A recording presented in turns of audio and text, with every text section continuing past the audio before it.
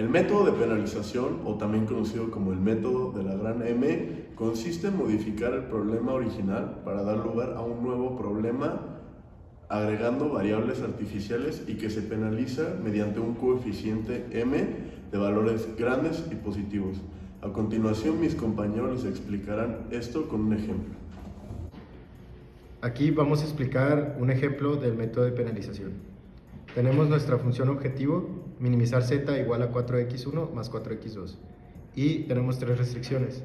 Tenemos la primera, que es 3x1 más x2 igual a 3, 4x1 más 3x2 mayor o igual a 6, y x1 más x2 menor o igual a 6. El primer paso es convertir nuestras restricciones de desigualdad en igualdades, agregando variables de holgura siguiendo el siguiente criterio que tenemos aquí. Si la función de desigualdad es mayor o igual, se agrega una variable artificial y se resta una variable s. Y si tenemos que es menor o igual, solo se agrega una variable s. Si es igual, solo una variable artificial. Tenemos nuestra primera función de restricción, que podemos ver que es igual, entonces agregamos una variable artificial. La segunda tenemos que es mayor o igual, entonces agregamos una variable artificial, como vemos aquí, y restamos una s, que será nuestra primera s. Y en la tercera variable de desigualdad, en la función de desigualdad, como es menor o igual, tenemos que solo agregar una variable s. Y a la función objetivo tenemos que agregar una variable de penalización por cada variable artificial agregada. Si nuestra función objetivo es maximizar, se agregan restando, y si es minimizar, se agregan sumando. Como nuestra función es minimizar, agregamos dos variables de penalización sumando. Para el paso 2 tenemos que despejar nuestras variables artificiales de nuestras igualdades. Aquí vemos que despejamos R1 y R2. Y la sustituimos esos valores en nuestra función objetivo, como podemos ver aquí. Y haciendo las operaciones necesarias, multiplicando y factorizando, nos queda esta ecuación. Ahora, lo que tenemos que hacer es, con nuestras ecuaciones, con nuestra función objetivo y con nuestras ecuaciones de igualdad, construimos nuestra tabla simplex, como podemos ver aquí. Y elegimos nuestra columna pivote porque nuestra función objetivo es minimizar, entonces se escoge la más negativa, que sería esta, y entonces nuestro elemento pivote sería el 3. Y continuamos con el método simplex que ya conocemos. Para el paso 3, continuando con el método simplex, el único cambio que podríamos ver al método simplex original es que nuestras variables van a irse moviendo de lugar conforme avanzamos con la tabla. Como podemos ver aquí, x1 se bajó para acá. Y continuando con la tabla, acá podemos ver que x2 también pasó a tomar este lugar. Y podemos ver que aquí ya, al momento de terminar nuestro método, nuestros resultados son para z, 18 quintos, para x1, 3 quintos, y para x2, 6 quintos. Y este sería nuestro resultado.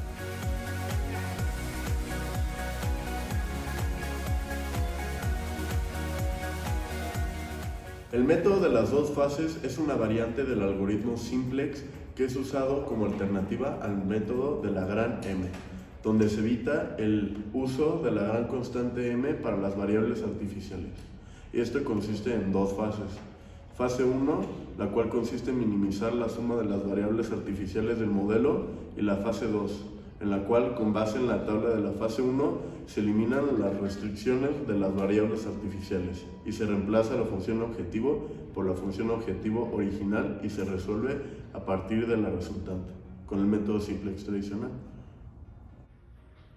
Bueno, aquí tenemos un ejemplo de método simplex de dos fases. Tenemos nuestra función objetivo, que es minimizar, y nuestras dos restricciones. En el paso 1 vamos a convertir las restricciones de desigualdad en restricciones de igualdad, agregando variables de holgura.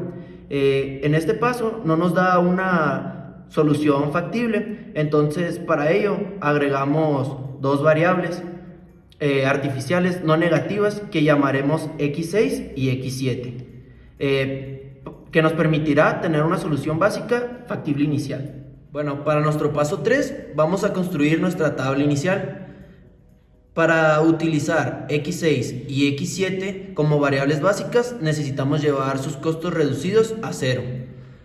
Por lo tanto, vamos a hacer operaciones de fila, que es multiplicando la fila 1 por menos 1 más la fila 3, y de igual manera la fila 2 menos 1 más fila 3. Aquí en el paso 4, como podemos ver, ya nos dio x6 y x7, ya nos da 0. Aquí nos da cómo quedaría. Después hacemos lo mismo que el método simplex, seleccionando el elemento pivote, que sería la columna 3 de la fila 1. Continuando con las integraciones del método simplex, ingresamos las variables x3 a la base.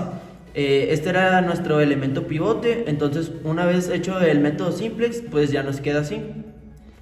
Después en el paso 5 hacemos lo mismo del método simplex, pero pues ahora vamos a seleccionar. Aquí podemos ver que podemos seleccionar la x2 y la x4, que son las que nos dan negativos.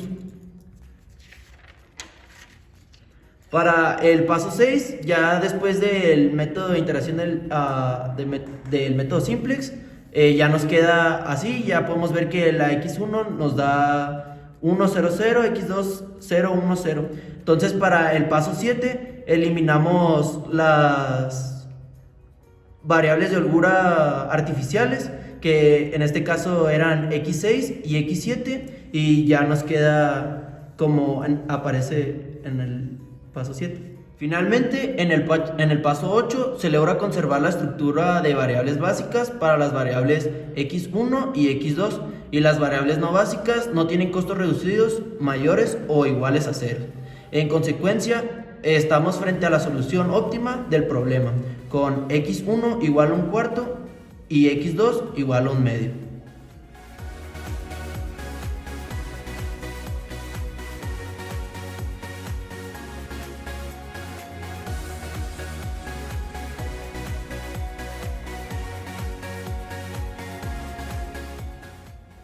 El método de penalización.